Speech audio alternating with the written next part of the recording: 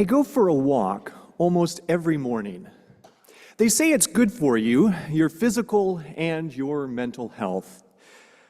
Well, I'd like to say that it works. My thoughts are often racing. There's the day ahead, that difficult email that needs a response, and wondering what I'll say in an upcoming sermon. A few weeks ago, I was nearly home at that magical time of the morning. The sun hadn't yet shown itself, but the sky's colors were beginning to turn. To the east, steely gray, lavender, blue. To the west, shades of orange and red and yellow. And in between them, to the north and south, a magnificent gradient of color as they bled one to the other. Out of the corner of my eye, I noticed a handful of ducks flying in formation. As I watched them, my racing thoughts paused long enough for me to appreciate that I was in their world and they were in mine. There were others too. There were the trees, the bushes, and all that comprises the less than scenic landscape of a waking neighborhood in central Fresno. But from this sense of connection, calm and comfort followed, and I began to wonder.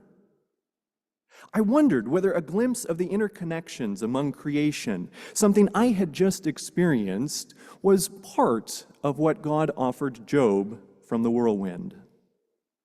I also wondered whether God invites Job to understand God as someone other than the cosmic judge he has longed to confront.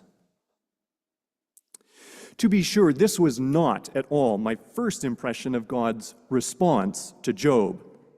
Last week, we learned that Job had longed to find God, believing that, quote, "There an upright person could reason with him, and I should be acquitted forever before my judge."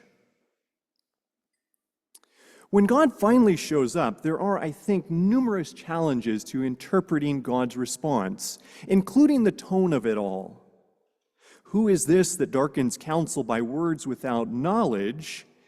Could be something like a warmly curious question, something like what a parent might sound like when they respond to their supremely confident 6-year-old child who knows all.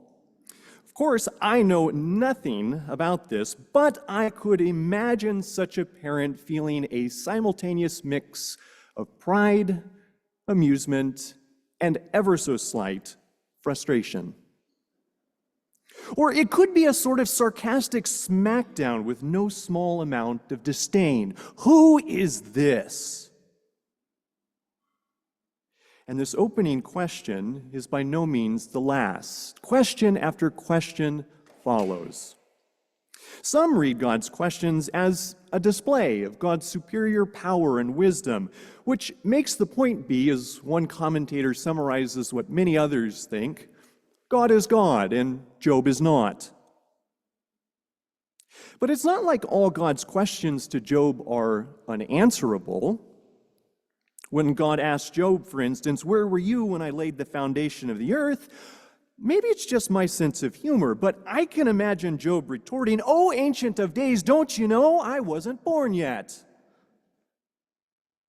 As I read God's response to Job, who has wanted his day in court, I couldn't help but imagine Job humming something like the Rolling Stones chorus.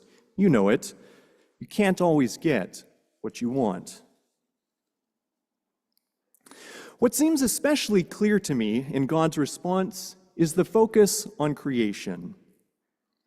God inquires about things like the springs of the sea, the way to the dwelling of the light, the storehouses of the snow, the womb from which the ice came forth, and so much more.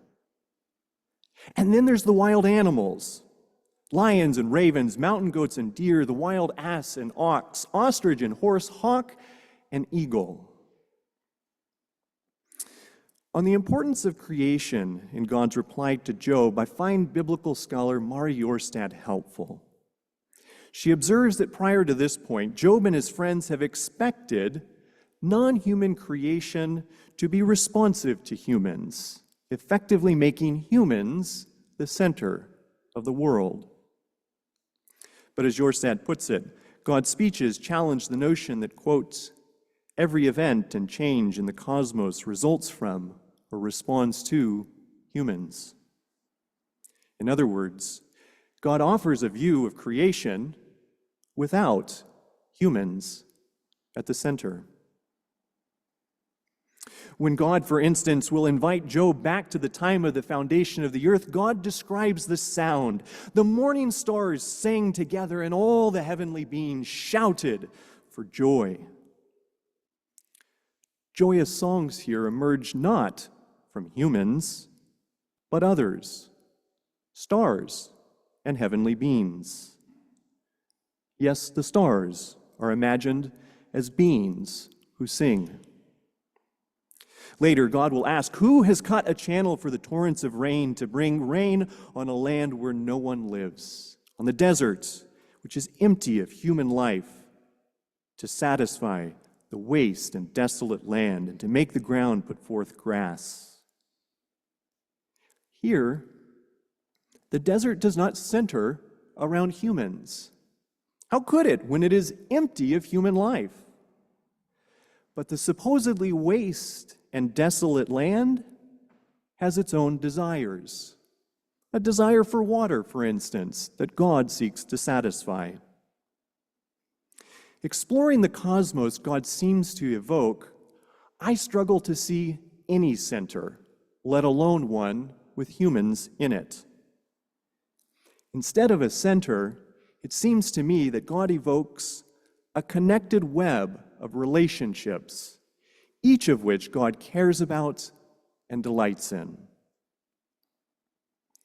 And so rather than seek to overpower Job or to make Job feel small amidst the grandness of creation, maybe God's questions offer Job a glimpse of the interconnected world that surrounds but does not center around him. Perhaps I insert my own experience here, but increasingly as I spend time outdoors, I appreciate how I am reminded of the innumerable ways I am connected. Connected to what has come before me. Connected to all that surrounds me. Connected to what will come after me. If I'm lucky, the sort of peace that Wendell Berry evokes in his poem, The Peace of Wild Things, sometimes follows from that sense of connection. Let's listen.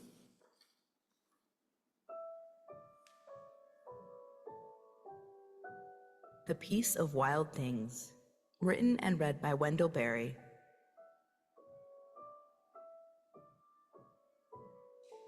When despair for the world grows in me, and I wake in the night at the least sound, in fear of what my life and my children's lives may be, I go and lie down where the wood drake rests in his beauty on the water, and the great heron feeds. I come into the peace of wild things, who do not tax their lives with forethought of grief. I come into the presence of still water, and I feel above me the day-blind stars waiting with their light. For a time I rest in the grace of the world and am free.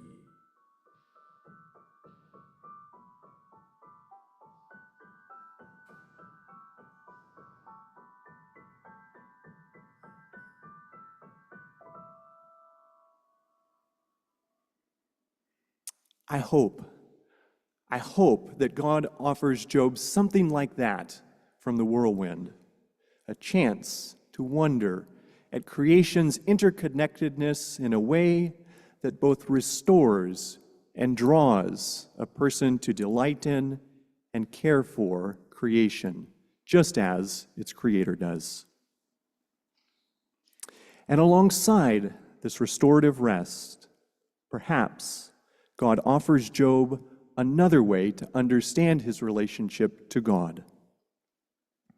As Audrey summarized a few weeks ago, biblical scholar Carol Newsom suggested that Job's theology emerged from his own social location, that of an ancient patriarch who was responsible for ensuring justice in his house and community. The problem, Newsom contends, is that, quote, Job has envisioned God in his own image, a sort of divine patriarch. The alternative images that God offers are hard to glimpse.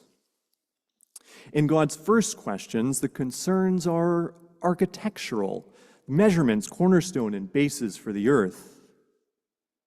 The model of God here seems less a judge than a construction worker or builder. Likewise, God will next ask, who shut in the seas with doors when it burst out from the womb? Here, God seems less the patriarchal judge than a birthing assistant, perhaps a sort of midwife, catching and containing the chaotic sea at its birth. Nor does God stop in facilitating the birth of the sea. God provides clouds as garments and thick garments as a swaddle for the newborn sea. By clothing the newborn sea, God doesn't seem much like a judge to me. Rather, God seems closer to our sowing peace members, caring, compassionate people who make comforters to keep people warm. Of course, it's not all snuggles in this world. It is the sea, after all, a major symbol of chaos in ancient Israel, and it requires bars and a command of thus far and no farther to contain it. But in the opening questions, I think we glimpse images of God other than the judge Job has wanted to confront. In the end, I'm not sure that Job gets an answer or what he wanted from God. Nor am I sure whether any of this would be good news to Job. But I wonder who among us might welcome as good news an image of God other than our cosmic judge. And I hope we might find a call to rest in and care for a world that is comprised of interconnected relationships that our Creator delights in and cares for. Amen.